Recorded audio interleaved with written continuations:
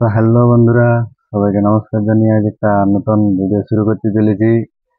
তো তার আগে সবাইকে একটা কথা বলছি যে যদি চ্যানেলে নতুন হয়ে থাকে তাহলে অবশ্যই লাইক কমেন্ট সাবস্ক্রাইব করে রাখবেন দৈনন্দিন নিত্য নতুন ছৌ নাচ ব্লগ ভিডিও দেখার জন্য। তো চলো ভিডিওটা শুরু করা যাক, বেশি আর দেরি করছি না। আজ আমি একটা মানে এই যত যে ছৌ রসিক ছেলে আছে তাদের কাছে একটা প্রশ্ন নিয়ে আসছি। যদি ভালো লাগে তাহলে অবশ্যই ইয়েস, নো, ভালো খারাপ কিছু একটা কমেন্ট করে জানাবে। তো এই যত যে শো আছে আমি সবাইকেই বলছি যে যখন ছৌ নাচ নাচ করতে যাওয়া হয়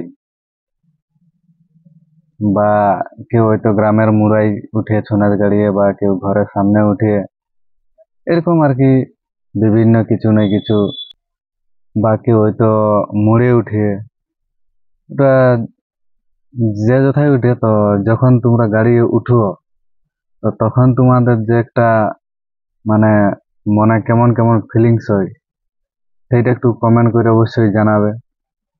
যে যথাই চাপে, গায়ে চাপুক, মুড়ে চাপুক, ঘরে চাপুক, বা যখন তোমরা ছৌ নাচ গাড়িতে চাপে করে নাচ করতে যাও, তো যে মানে ঘুমটা লাগে, তো ঘুমটা সত্যি কেমন লাগে অবশ্যই কমেন্ট করে জানাবে। ছৌ নাচ গাড়িটাই বসে বা শুয়ে যাতে কেমন লাগে ওইটা কমেন্ট করে অবশ্যই জানাবে। আর হয়তো তোমরা আসর পৌঁছে গেলে, আসর পৌঁছে যাওয়ার পরে যখন কমিটির দাদারা খাতে হাঁকায় তখন একটা মানে এই ছৌ শিল্পীদের কেমন একটা অনুভূতি হয় বা কেমন লাগে অবশ্যই জানাবে। আর তারপরে যখন খাবার খাইয়ে আসে করি তখন ড্রেসটা করো আর কি, মানে গ্রিন রুমে কেউ দেখবে হয়তো ভুলুক তাড়িয়ে বা বস্তা উঠায়, কেউ তল দিয়ে গেলে হুলিকিয়ার করে দেখার চেষ্টা করে।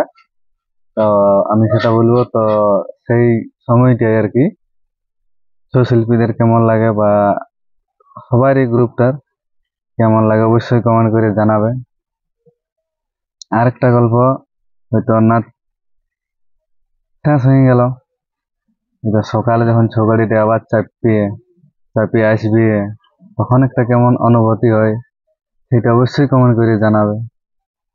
বা তোমরা এবার হয়তো আসতে আসতে তোমরা হয়তো কোথাও অবশ্যই নাস্তা হয়ই, প্রত্যেকটা ছোট মেয়েরই নাস্তা হয়। হয়তো 5-6টা গাড়ি একসঙ্গে কোথাও কোথাও পাওয়া যায়, এরকম আরো বেশি পাওয়া যায়, 10-12টাও পাওয়া যায়, এমনও ঘটে যায়, হয়ই মাঝে মাঝে প্রায় হয়।